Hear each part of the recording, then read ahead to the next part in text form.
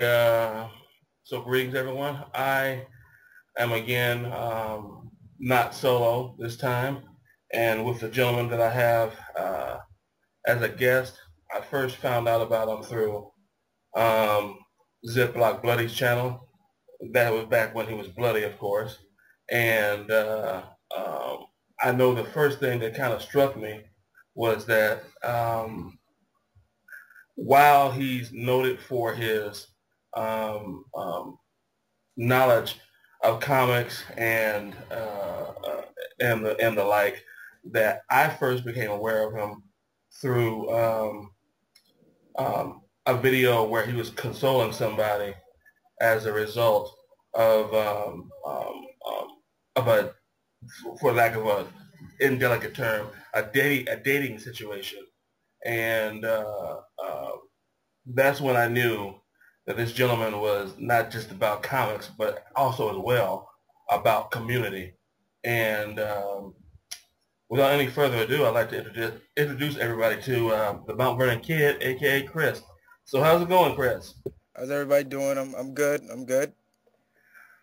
Uh, well, I texted you what, maybe a week ago about doing this wrestling subject. Yeah, I believe so. About a week, give or take a week. Yeah, and I noticed that you kind of on your channel veered a little bit away. Well, I don't know if it's away from wrestling, but you kind of concentrated more towards the gaming side of things. Mm.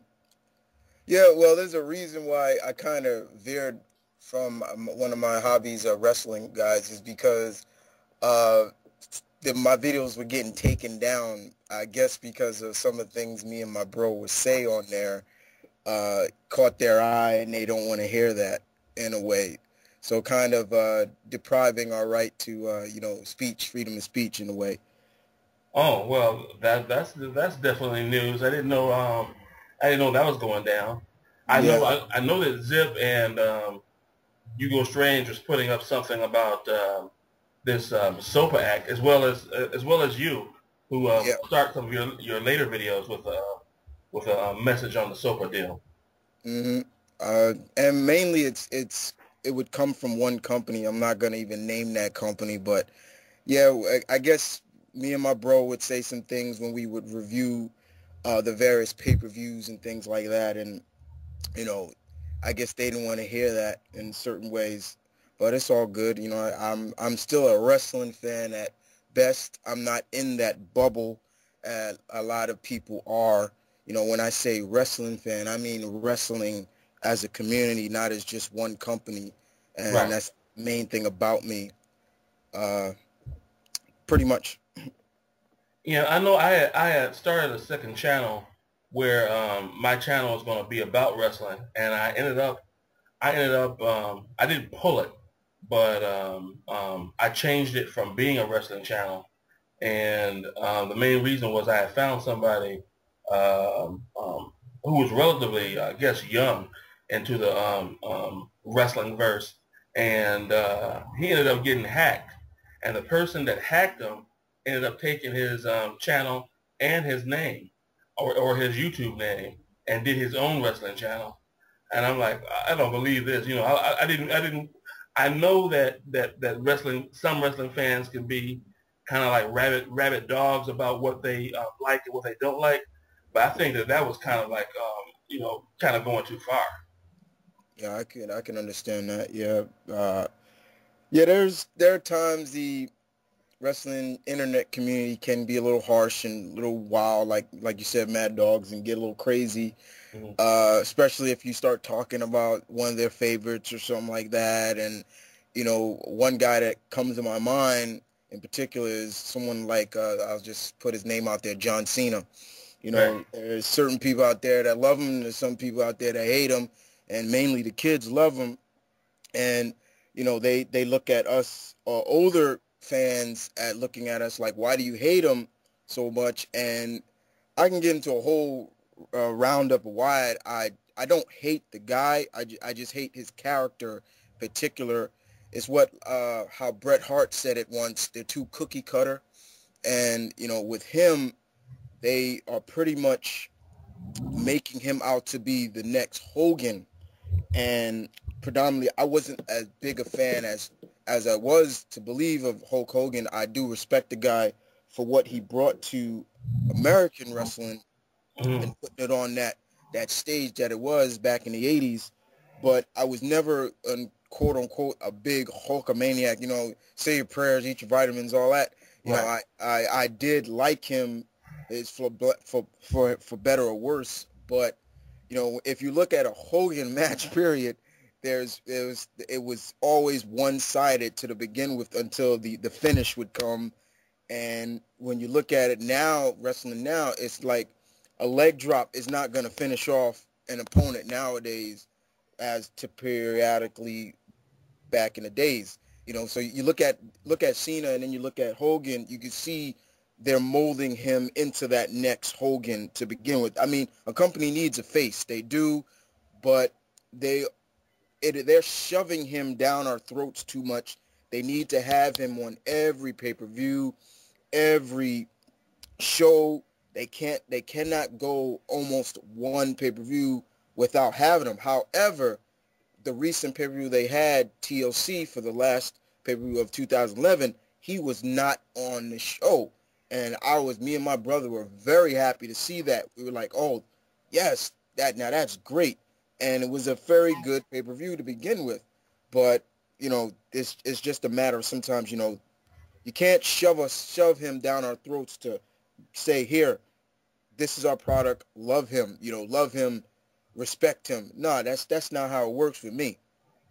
Well, back I understand because I've never been a Cena fan myself, and I think that whether it was real or whether it was scripted, I think CM Punk really kind of hit the nail on the head when he was talking directly to John Cena in the ring and talking about well, in a nutshell, how he had basically become, the guy. He went from being the guy that people liked because he's the underdog to end up becoming like, as he put it, the New York Yankees.